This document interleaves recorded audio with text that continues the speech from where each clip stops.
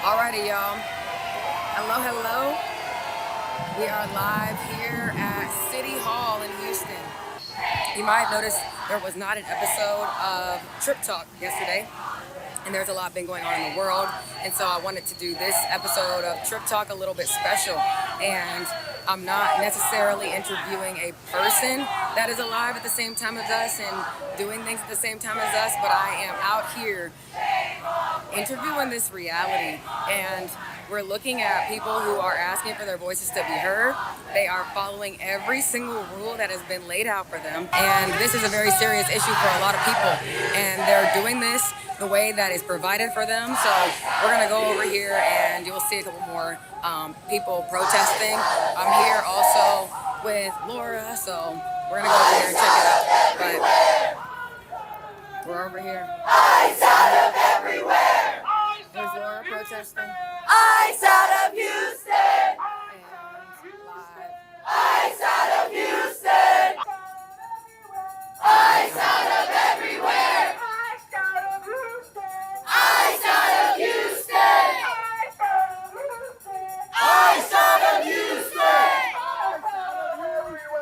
Ice out of everywhere. All right, y'all. So we are here in Houston in the heat on this very humid day, protesting against ICE being in our city once again. And we have seen a lot of people having a lot of patience. They have been stripped of their right of speaking to their representative, and they can come back tomorrow and re-sign up and get 3 minutes. But since there were so many people today, and these people are on the clock and they got to go home or whatever, they decided that everyone was going to have only 1 minute instead. And since they decided to do that, people are basically trying to be as motivated as they can outside, but it gets harder and harder with every single knock. They tell us there's nothing they can do about federal agents coming into our city and murdering one of our citizens, our residents. To us, that is more of a resident than the ICE agent who stepped foot into these streets. And so whenever we're looking at people making mistakes, the way that you would correct that is to address it. And we're here addressing something that I believe is a huge mistake. Yeah, somebody hype got the mic, and that's something that's really important in that protest, is that somebody has the energy to keep everyone else energized. And there was multiple people that step in once the person on the mic, their voice gets tired. And honestly, it's a good opportunity for these people that prepared 3 minutes of material for their speeches and then had to suddenly adapt on the spot to condense it down to 1 minute. They get to come out here and finish what they were going to say and what they have on their chest, because it's already, like you were saying, it's already so hard to boil down all of your feelings about what's going on into 3 minutes, and then to be reduced to 60 seconds. And it's one of those instances where they just keep moving the goalposts, and we keep following the rules because that's what we want them to do. But it really feels like rules for thee and not for me, where we're doing everything we can to comply with the powers that be, and then they're just murdering people in the streets with no due process. Right, and a lot of people, that's basically what they're asking for, is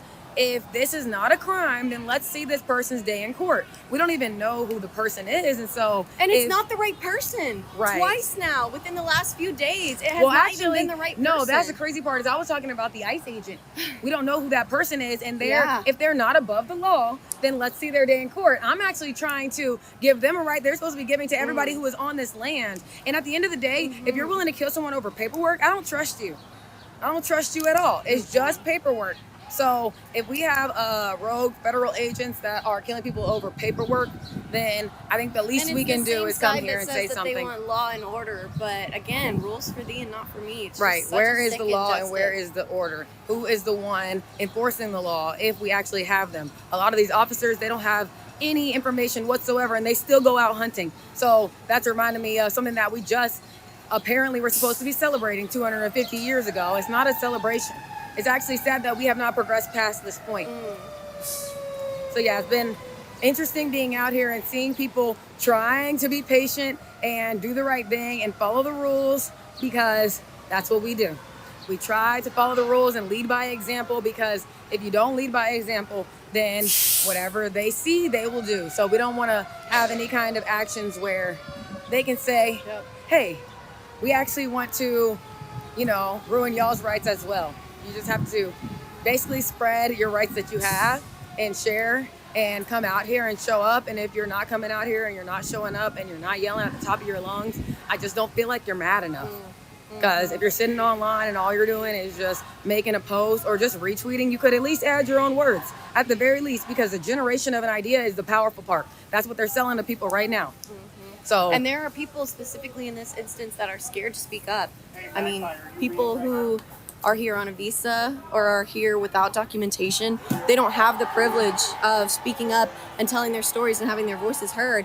And as an ally, if that is something that you consider yourself as an activist, it is your job to take the torch and make sure that people can hear those stories, even if they can't hear it from that firsthand source. Right. If you're an ally, that is a verb.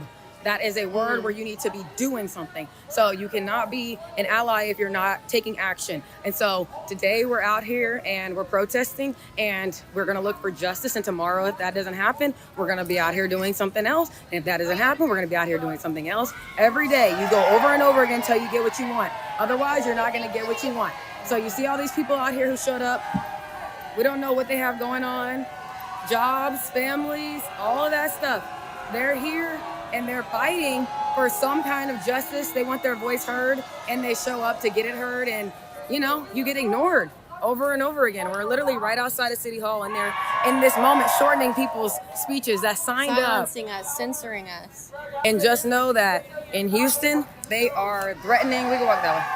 They are threatening the funding of our public programs. They are telling us that if we do take actions, then we're going to be punished for it. And that is why people are mad at the mayor, like Mayor Whitmire, because if you say my hands are tied, there's nothing I can do because I wouldn't want to dislodge another program or ruin somebody else's day. It's really honestly an injustice. You're willing to give up our safety or our rights so that somebody else can have them. That's all you're doing is giving it to somebody else. And so they said, hey, we don't have the budget or the power or authority to handle this. And if you don't have the budget, power, or authority, then why would I ask you for help ever again? Why would I ever rely on you for anything?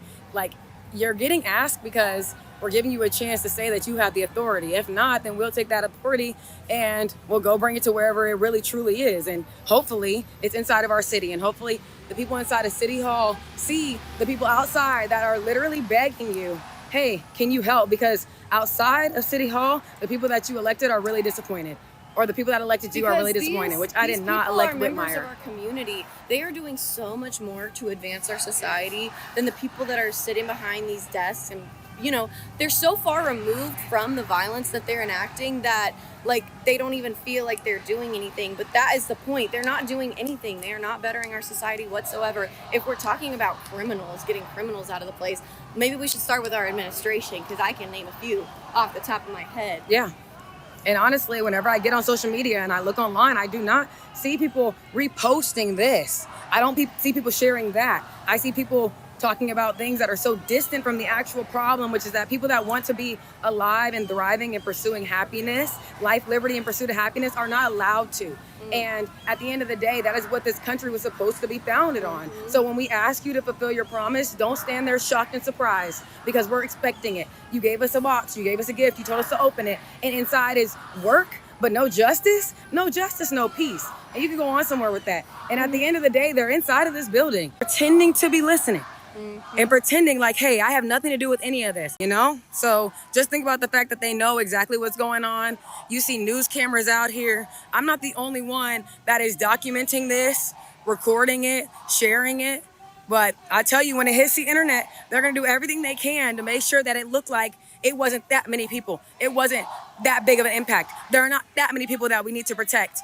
All the people that we need to protect are not even out here. So if these are just the allies, you could imagine how big the network is of people that are genuinely in a horrible position and need help. And I don't think you deserve the right to call yourself a Christian if you're not dedicated to loving thy neighbor. That's like one of the core tenets. And these are our neighbors. And at the end of the day, Mexico is Texas's neighbor. And they were here first. At the end of the day, nobody is illegal on stolen land. All right, well, we're going to go back here. We're going to make sure we get our voices heard. I hope that you are inspired to take action no matter where you are. If you're in a major city, if you're in a small place, there is something that you can do. There are waves that you can make. you have a frequency to emit. So once you emit your frequency, you decide where it goes. So make your voice loud and make it positive, and it will cancel out a negative. So if you're appreciative of this, then the way that you can pay it forward is you can go do something as well. Yep. And that's how you can repay us. And if you're scared to join a protest this big or there's not one near you, you can start with those one-on-one conversations. They're just as powerful because these end up being the representatives that people vote into office, and they have real power to make real world impacts. So those one-on-one conversations are so much more valuable than they'll let you believe. Right. So we're here. We are online. You are seeing this in the digisphere, but just know that we are real life humans making real life impact, and it is not sudden. It's not in the moment. It's not the same way how you generate a text by typing on it. Like, no, you have to come out here and basically all the things you would be doing in a technological way. This is real work. Out here with real sweat, real bodies. These are not fake people. This is not the internet. It is not the news cycle. There is no news without the real life things that are happening in this world. So just remember, this is real stuff. This is real life. Nobody wants to have to be boots on the ground in time of a crisis. So just keep that in mind, that these are people who are being boots on the ground in times of a crisis when the crowd is not big enough to have individual protection if something goes awry. So keep that in mind, that everybody is doing something here in real life, and you're a real person watching this right now. You're sitting at your computer or on your phone, but don't forget that you are a real person with real impact. That is the biggest thing that you can do in this world. Because they will try to convince you that you don't have power, but actually we have the most power. That's why they're so terrified of us. We have the most power, and if you want to test it, go ahead and test your free will. Do something that you thought somebody would stop you from doing, something positive, and go ahead and see. So yeah, let me know in the comments, let me know in the DM, let me know over mail what you did to make a difference in this world and to make some impact, especially when there's so much negative going on. What have you done that's positive? I'll leave you with that. Thank you for coming to this very special episode of TripTalk. And Buck Ice. Buck ice. Ice out of everywhere now. Peace. Love y'all. See y'all on the next trip.